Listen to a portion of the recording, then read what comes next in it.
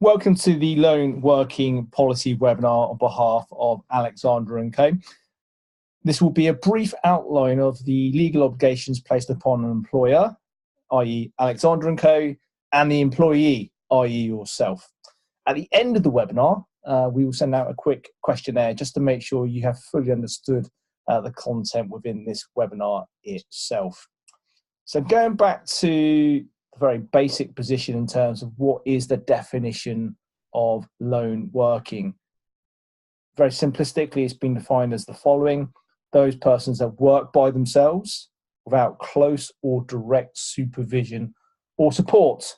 And there'll be plenty of examples, which I assume you can think of, whereby lone working may be an issue. So we'll go through those later on, identifying the risks and what you need to do to ensure that you comply with the Alexander & Co. Lone working policy. So the policy itself covers probably more of the most common scenarios dealt with or faced by employees. First one will be working in the office on your own or by yourself, whether that's for a short period of time or maybe a longer period of time. It depends on obviously the cover in your office in that particular sense. Then we will look at traveling to and from locations, whether that's from office to office or maybe from office to a property to conduct a valuation, whatever it may be.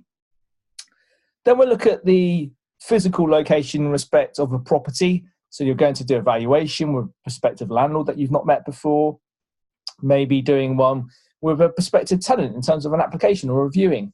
And then the last one may be inspections or property visits. You're going to visit a property to make sure that you're complying with your obligations to your current landlord in respect of looking at the condition of a property. All of those situations bring an element of risk in respect of lone working. And then we'll look at overall in respect of working outside of normal working hours or outside of normal office hours, if you want to refer to it in that way. What are your obligations and what should you be doing maybe as an individual or maybe as an office buddy, which we'll talk about later when you're looking at your obligations to a particular colleague. So the aims of this policy, all about education, giving you sufficient information so you're able to deal with your health and safety in a very professional and due diligence way. So therefore we can minimize, mitigate any risk that you have when you're dealing with lone working, giving you the information via education so that you're able to deal with any risks that you encounter in the most efficient manner possible to reduce any risk to yourself as an individual. And as a company, Alexander & Co have that overall responsibility to you. And we'll discuss that in a bit more detail on the next couple of slides. So where does legislation fit into lone working? Where do the obligations come from? And from an employer's perspective, they're very simply based in the health and safety legislation. So the two pieces of the legislation that have appeared on your screen are the most relevant to an employer. And they place a real obligation in the sense that in the course of the business, i.e. being an estate agency or letting agency, Alexander & Co have the legal obligation to make sure that they've assessed the risk in respect of lone working. They've put into place process and procedure to minimize those risks, but equally as important, to make sure that you understand those risks and you follow those processes and the policy that have been put in place by Alexander & Co. Hence the webinar. The webinar is about trying to inform you and educate you about the risks that you may encounter in your daily lives in the property industry that we work. The employee's obligations are there also in legal terms. There's a duty of care that not only do you have to yourself, but you have to other persons within the organisation. And again, that might become much more relevant when we talk about office buddies. But again, Alexander & Co, as the employer, need to make sure as an employee you're fully informed of the risks when lone working, and that you also understand the process and policy that is in place to make sure that Alexander & Co mitigate and minimise the risk to yourselves as an employee. So Alexander & Co have undertaken a risk assessment, and there are 5 steps, 5 common steps to any risk assessment. It's identifying the hazards, and we've done that on a previous slide by looking at the different scenarios where lone working may be an issue. So we've identified the hazards, then we potentially have identified the persons who may be affected by lone working. So again, we'll touch on that in a bit more detail later on. So who are the people that will be affected by lone working? What are the risks, and what precautions can we take as Alexander & Co to make sure we try and mitigate or minimise the risk to a particular employee? Then we will record those findings, and they are done via the overall policy on lone working. So we will put those into a process and procedure, which we will provide to you in terms of the policy document. And then wherever possible, we will make sure that we review them periodically, make sure that they're still fit for purpose, and we will update them as necessary. So if there's a change in legislation, if there's a change in risk, maybe in a local area to which your branch is situated, then we will update the risk assessment and our policy and process thereafter. Again, making sure that we try to minimise or mitigate the risk to you as an employee. What you can do as an employee, in very simplistic terms, is have a practical attitude towards lone working. You never know when you may come into that environment whereby lone working may be an issue. And again, it's about making sure you understand what you can do from a practical perspective to mitigate those risks that you may encounter, or maybe your colleague will encounter. So preparation is key. That's the P in terms of our plan. Preparation is key. And we'll talk about preparation on the next few slides. What can you do that may mitigate those risks? You may never ever need that preparation, but if you do need it, then you'll be thankful that you do have it. Look confident. So when you're out and about in the environment, in the outside world, so to speak, again, you're less likely to be a target if you look confident. So for example, when we talk about parking, for example, parking your car, maybe in a public car park, etc., or maybe going to a place that you're not so familiar with in terms of its location, looking confident, looking like you are aware or experienced in those situations can prevent a potential attacker from choosing you as their target if you do look confident. Awareness, as I said, aware of the surroundings. Are you aware of the exit points? Are you aware of people in the vicinity or in your environment who may be a danger to you? So again, you need to take that into account when you're dealing with lone working. And never assume, really important, assumption, never assume X, Y, and Z. Never assume, even if you're feeling safe, there may be a risk to you.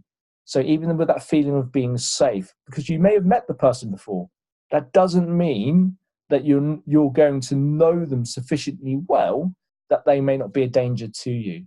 So again, from our position, practical strategy is plan. Preparation, look confident, awareness, and never assume.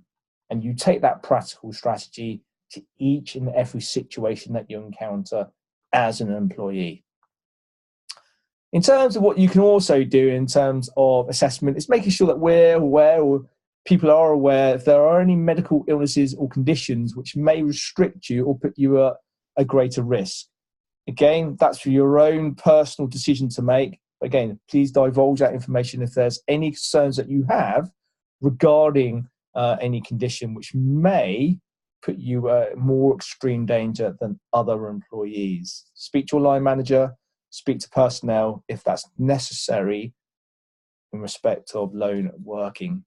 Concerns for others. Are you concerned for a member of staff in your office? Are they not reporting? Are they not following the process and procedure which they should be doing? Again, make sure you have that duty of care to them and the duty of care to the company to make sure that you do report that if necessary.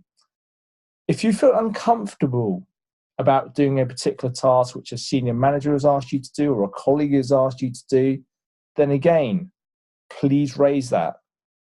If you feel uncomfortable about doing a viewing at 6 o'clock at night, or if you feel uncomfortable about meeting a particular applicant, if you feel uncomfortable going about doing an inspection at a particular property, then again, please raise that concern.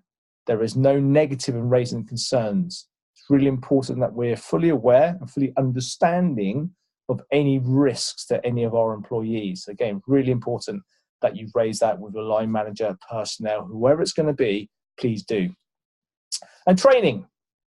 Again, part of the overall training in terms of lone working is this particular webinar. There is a policy document that you can take away and read as well. Again, it's something which you should just periodically review.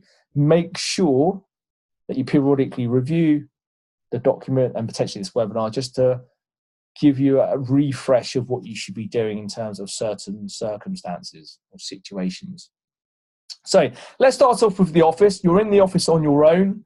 What you need to do is you need to check the office itself. So on a regular basis, are the alarms working correctly?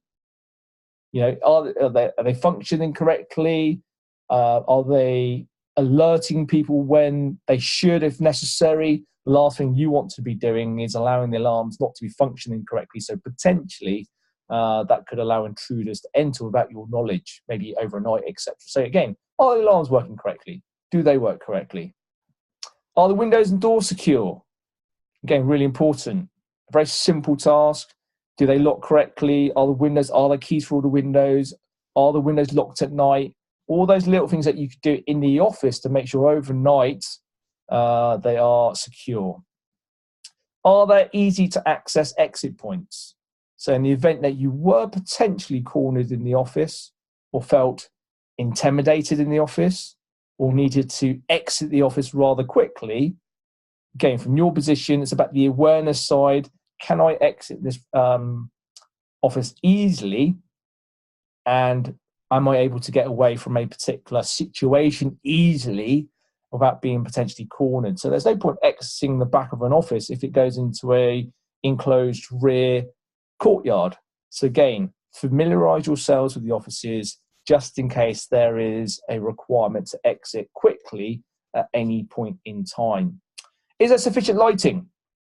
Ultimately, sufficient lighting, maybe it's in outside areas, maybe it's in corridors, whatever it's going to be. Is there sufficient lighting in a property or in the outside areas of an office, shall I say, to again reduce the likelihood of someone hiding in certain areas, that type of scenario? And again, lighting or sufficient lighting can put off potential intruders or potential attackers as well. Again, so if there's any concerns about sufficient lighting, please let your line manager know.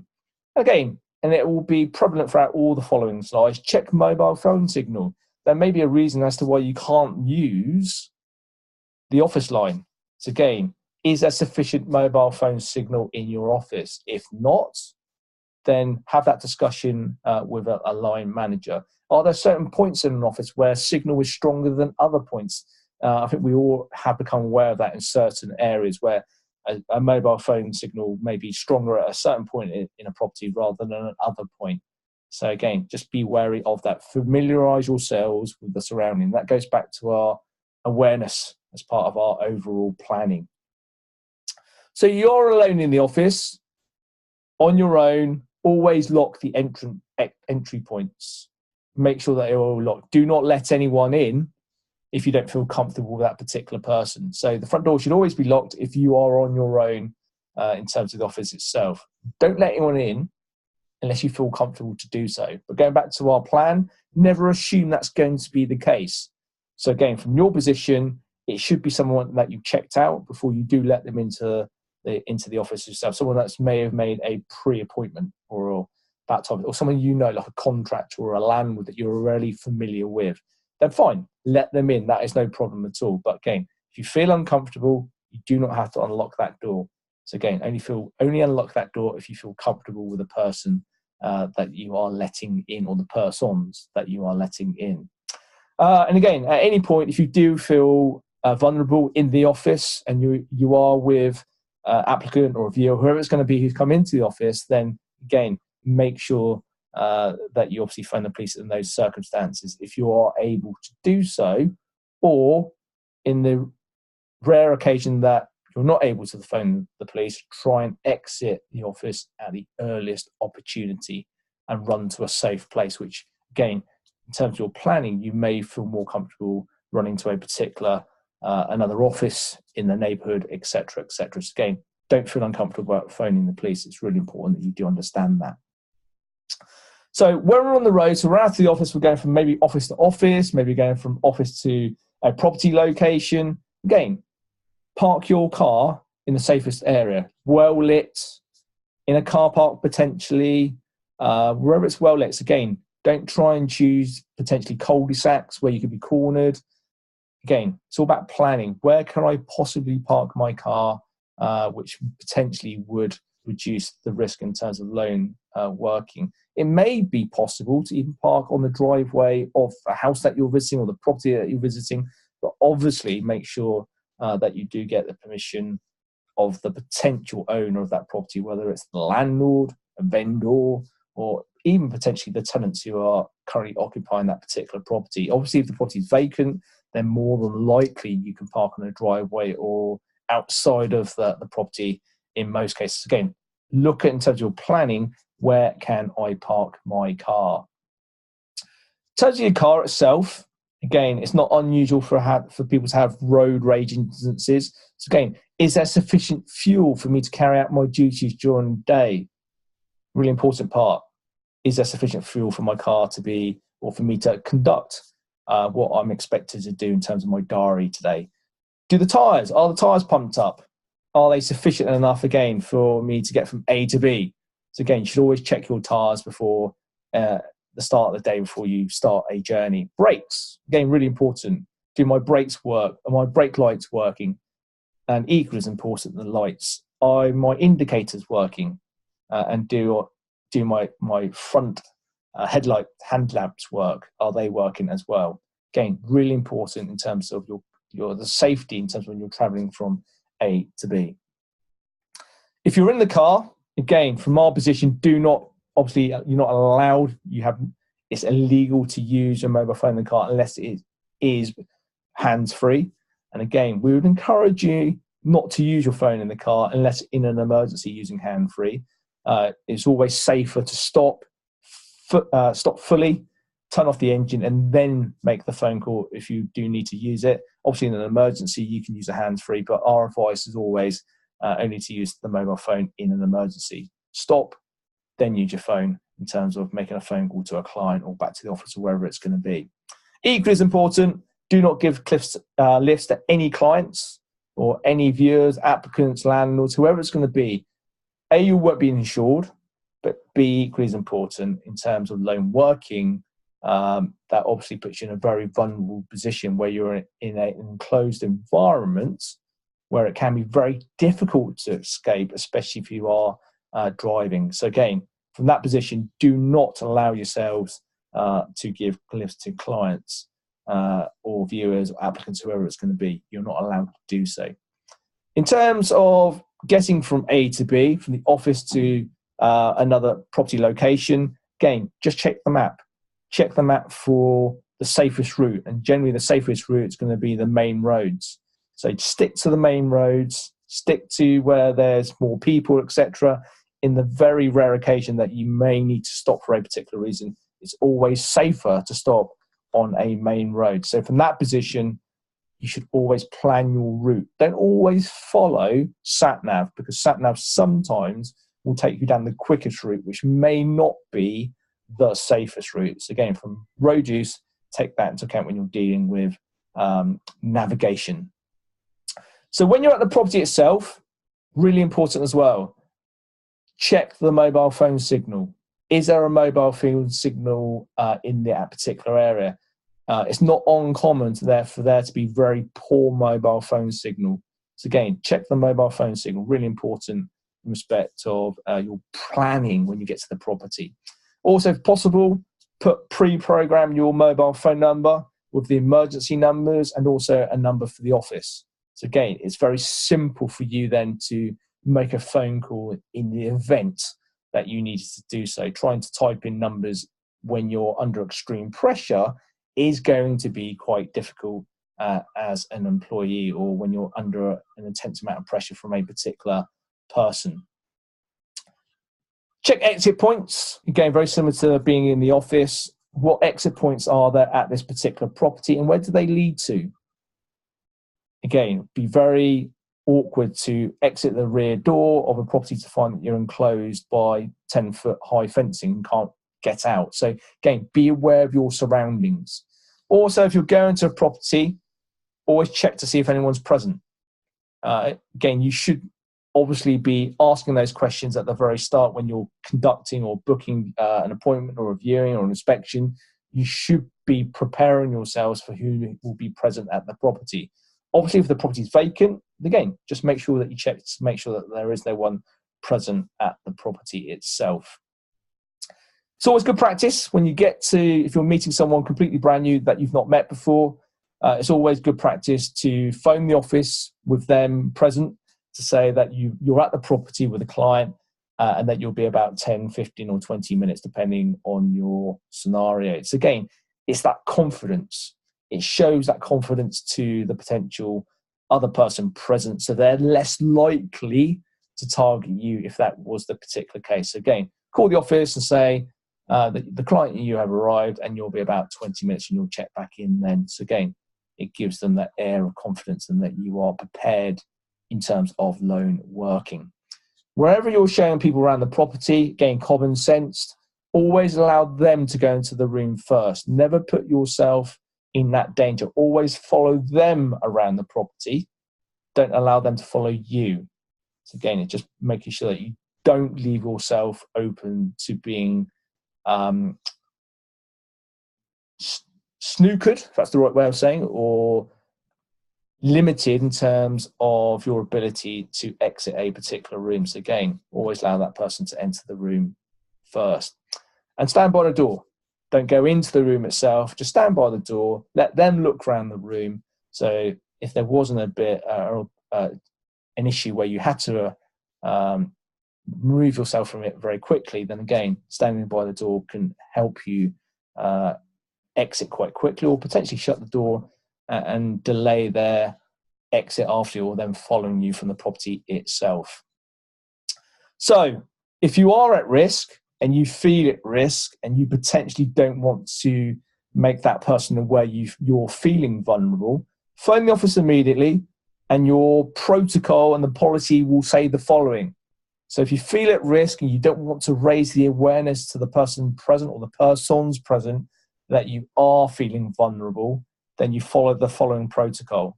Phone the office saying the following: please could you let Mr. Thomas know I will be late for my appointment with him. So that is the crucial phrase that you must utilize in terms of Alexander & Co. And that will notify the person at the other end of the phone that you are feeling at risk. That member of staff will then ask if you wish for the police to be called, which you will answer yes or no.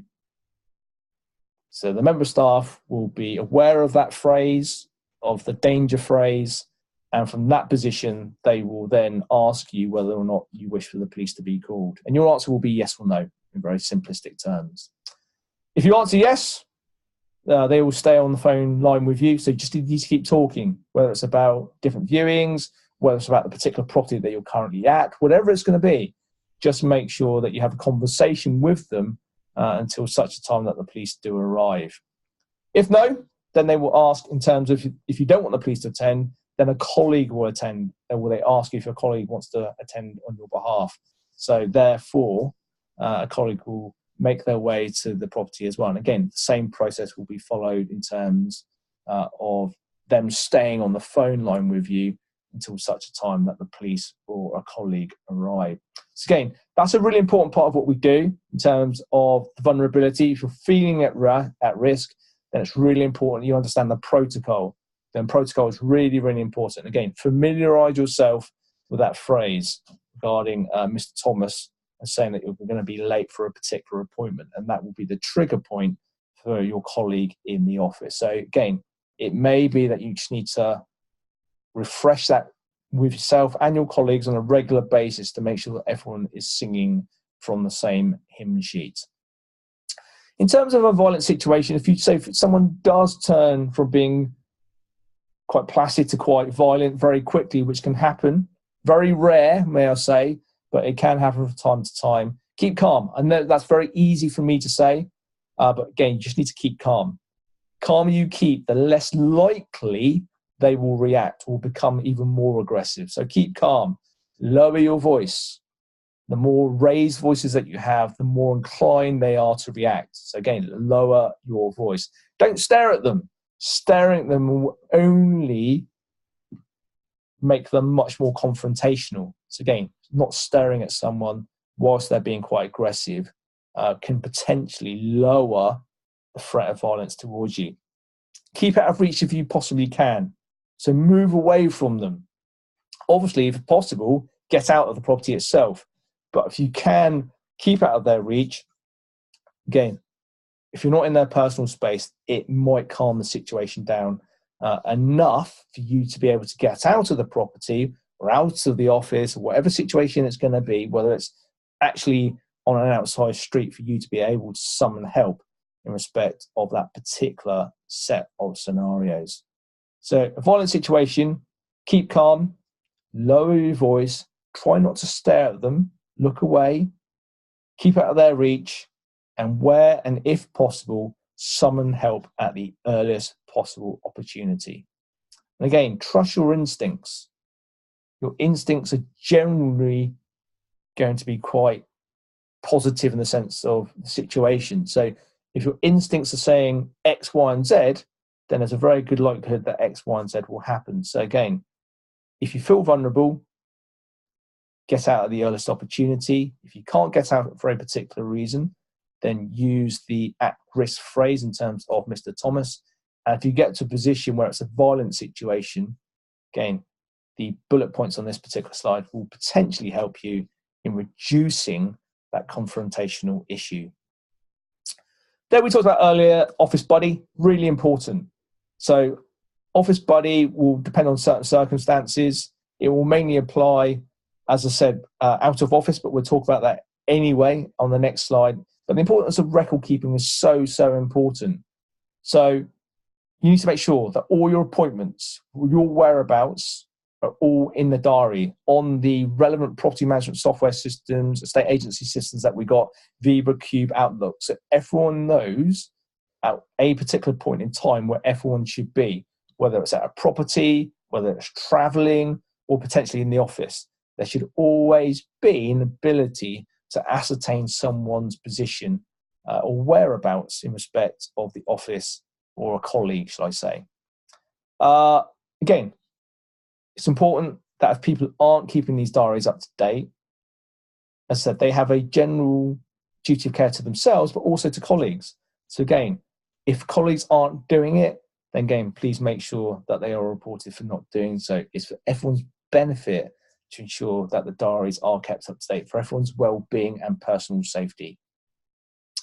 So outside of normal office hours, if you're going to view a property at, say, 6:30, office closes at 6 o'clock, make sure someone is always aware of your situation, where you are visiting, whether it's planned or unplanned. You may get an emergency phone call on the way home. A tenant's phoned you and said, by the way, X, Y, and Z has happened. You may unconsciously divert yourself off to that particular property, but you need to make sure someone is aware of you visiting that property.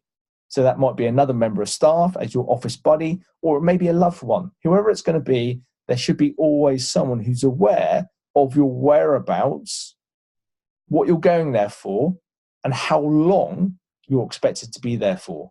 So again, make sure they're fully aware of what time you're expected to arrive back home, or potentially back to the office, wherever it's going to be. So make sure, and when you do arrive back there, that you make that phone call. And if there's any change in that time of arrival, again, you make that contact with them. Again, equally as important, the final point on that slide, making sure that you contact them on arrival, saying, I've arrived home safely, wherever it may be, so that they're fully aware of that and they can then stand down if that's the right phraseology, from their responsibility to you in respect of your lone working.